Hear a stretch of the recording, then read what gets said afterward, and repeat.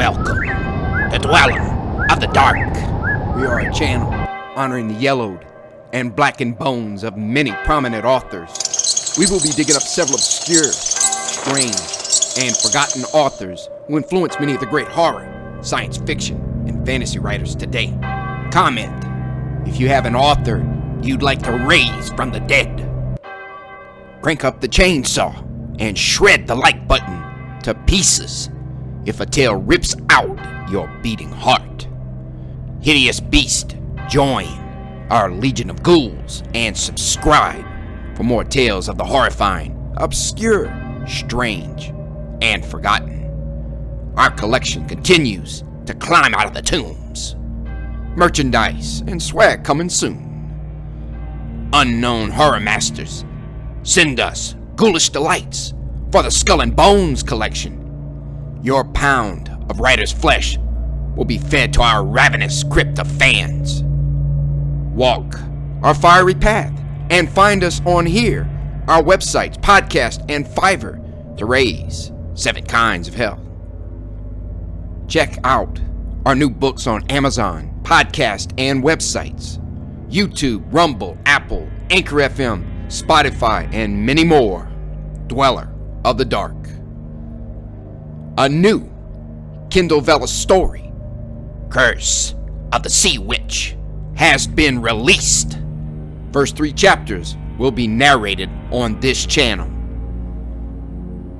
Check out our other links and series, Where the Wolf Dwells, The Curious Death of Dionysus Chenault. Our books and ebooks are on Kindle, Amazon, and Vella. Follow, support us on Twitter, Instagram, Patreon, Bandcamp, Dweller of the Dark. Children of Horror. Tonight, we dug Augustderleth's hideous corpse from under some thick vines of wild grapes.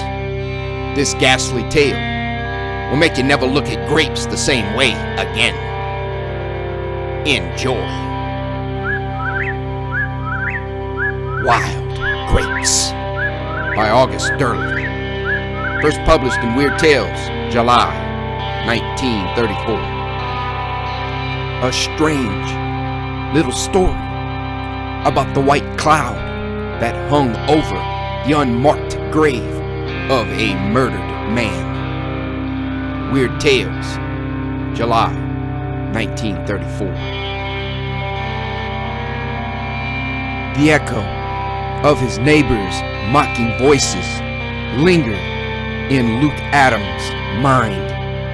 Wild grapes, Scornfully said, pityingly whispered from mouth to ear, from farm to farm, and on into Sac Prairie. Standing there on his rickety porch, he smiled, his grim lips curving only slightly, his eyes hard and cold. His gaze went from the farmyard across the fields to the clump of cedars fringing his land to the southwest.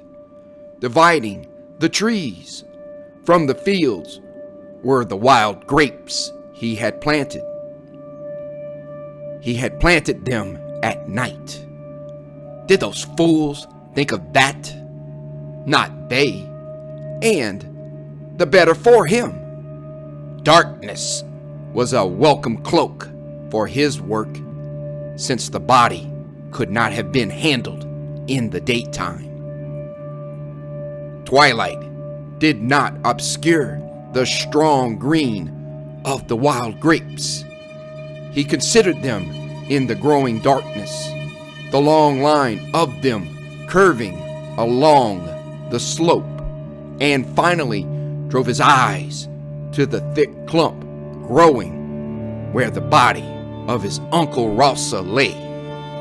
He complimented himself again on the sagacity he had shown in setting wild grapes to grow on the spot where the body was buried.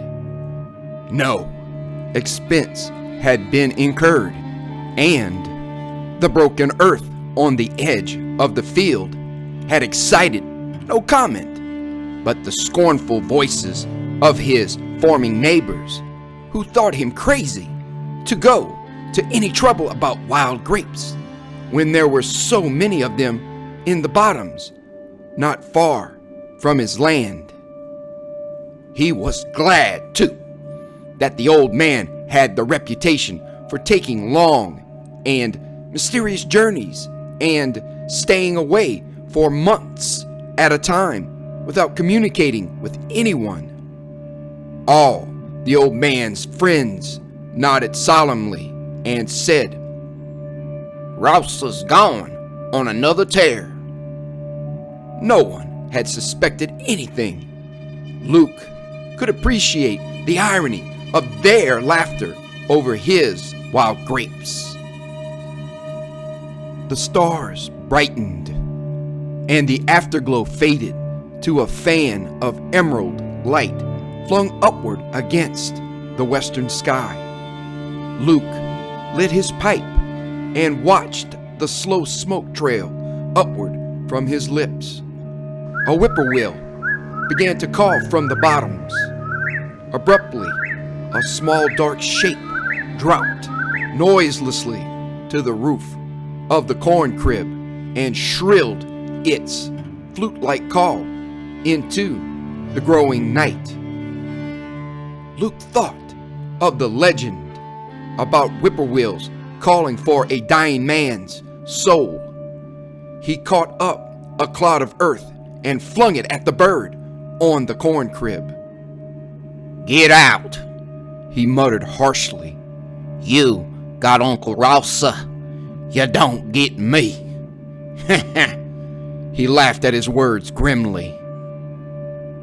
One by one, the whippoorwills assaulted the silence, and from the sky came the harsh calls of nighthawks and woodcocks. An owl hooted mournfully from the grove of cedars. Presently, the moon pushed itself into the sky above the low range of hills to the east, and long shadows haunted the ground. Thinking of his uncle, Luke experienced a shudder of irritation at himself that he had not killed the old man with one blow. They'll get you for this, Luke, and if they don't, I will, he had had time to say before that second blow, and he had cursed him too. Luke smiled, took his pipe from his mouth, and spat at a stone not far from the porch steps. Come on, Roussa, he murmured. I'm still waiting. He felt warmth creeping over him at the satisfactory knowledge of his ownership of his uncle's farm. He had always wanted it. Now it was his, even if the fools thereabouts considered him only a caretaker, when it would be plain to them that the old man was never coming back. Even they would have to acknowledge him as owner. He knocked out his pipe presently and stood up, stretching himself. Then he turned to go into the house. From the threshold, he looked once more toward the line of wild grapes, fixing his eyes on the large clump in the center, now lost against the dark background of the cedars.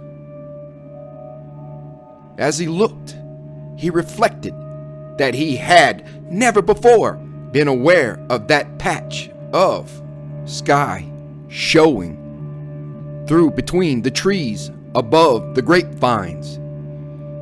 Even as he thought it, the sky moved gently to one side. For a breathless moment, Luke felt a shock of terror.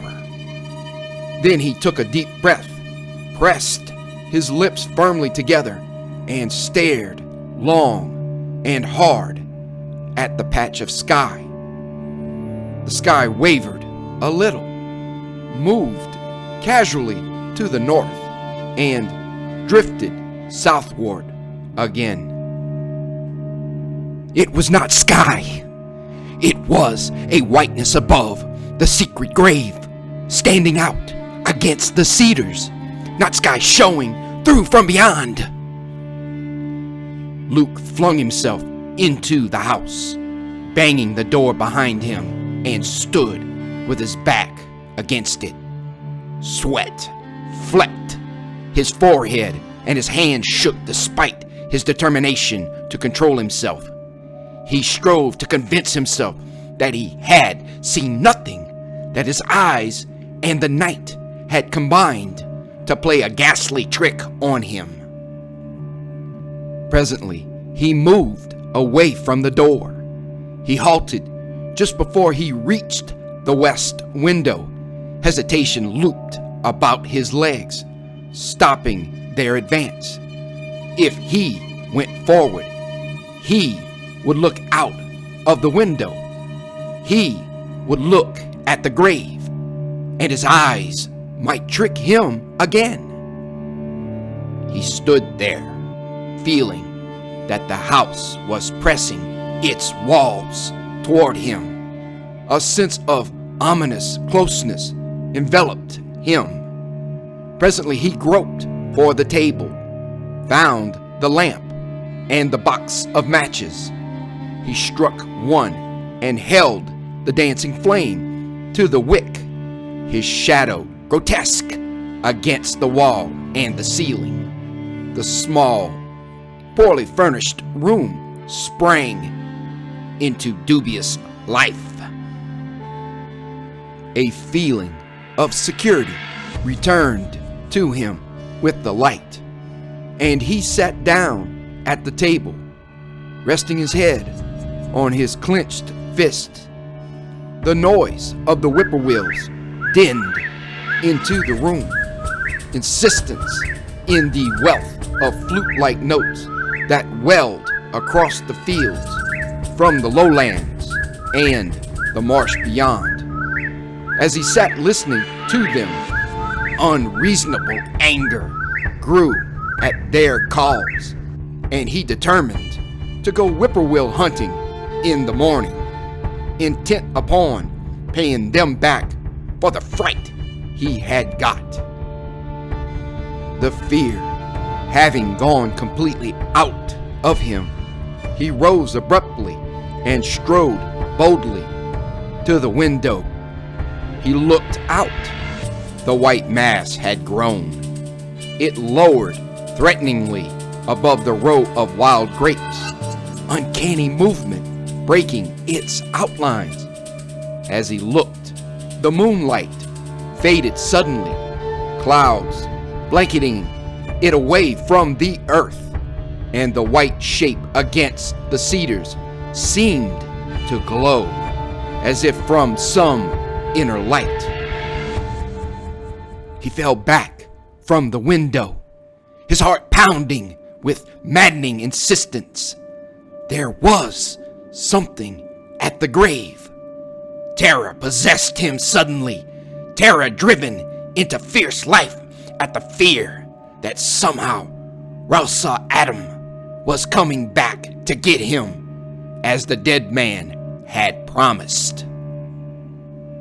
He made a frantic calculation. It was almost a month now since he had killed the old man. No one had suspected.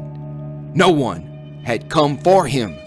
No solid flesh could rise from that grave. Yet, the old man had said he would return if Luke. The door swung suddenly wide, forced open by a gust of wind, and the night gaped blackly beyond.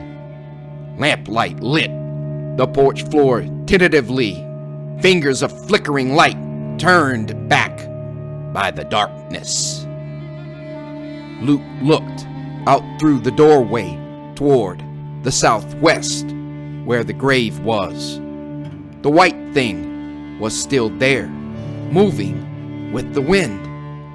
Now this way, now that, and occasionally there were flapping white arms seeming to beckon him, or grotesque heads lolling horribly against the night. He dragged himself from the room to the porch, where he leaned against a post, looking with fear-maddened eyes toward the line of wild grapes. There was something about that whiteness, something that brought sudden hope to him. He stared, cold sweat smarting in his eyes. Then he remembered phosphorus from decaying bodies. He had read of that somewhere. It sometimes happened. So-called ghosts in graveyards were nothing but phosphorus. He remembered reading about it. He almost sobbed his relief, and for a moment laughed weakly at himself. He tempered his relief with the thought that he had better make sure about the phosphorescence. Immediately, another thought occurred to him and brought apprehension. If it were phosphorescence, someone might possibly notice it and investigate. Though the spot was out of sight of all farmhouses and all roads save the poorly marked trail to his own house, and in sight of strange fields only during the day. He stepped from the porch, leaving the lamp-lit doorway open behind him, and strode away into the darkness, frightening up whippoorwills as he went. As he came into the Southwest 40, uneasiness took possession of him at recognition of the fact that the phosphorescence did not fade, that it seemed to have descended more closely about the clump of grapevines growing from the spot where the body lay concealed. He halted uncertainly 10 feet from the vines and looked. The whiteness was phosphorescence. He was sure of that.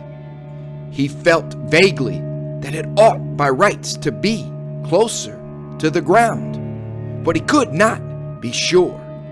And it moved oddly, sometimes with the wind, but sometimes not. There was a very odd shape to it, too. He felt misgivings and cast a glance backward for the reassuring sight of the rectangle of light from the house. Despite a sudden feeling that he should go no farther, he stepped forward. He came up to the mass of vines and looked carefully down at the unmarked spot where he had nocturnally buried Rosa Adam almost a month ago. The ground seemed oddly broken. He pushed away the grapevines and peered closer. Suddenly, he felt something close about his ankle, felt something whip toward his uncovered head. He jerked upward and felt his arms too caught. Then he looked up. His hoarse, terror-fraught screams were muffled by the writhing mass of grapevines which descended upon him, their rustling like an echo of Rosa Adams' dying voice, their sentient movement vengefully alive. He was found 2 mornings after. He had been strangled. There were still vines wound oddly about his throat. It was said in Sac Prairie that he had probably entangled himself somehow and had caused his death. Everybody said it served him right. In his struggles, he had kicked up the ground so that the body of Rossa Adam was discovered. The farmers who dug the old man out said he was not a pleasant sight.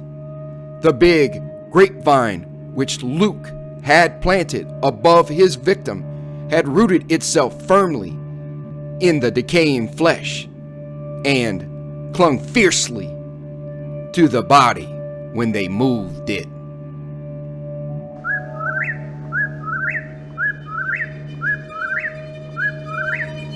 Thank you for listening. Have a great night.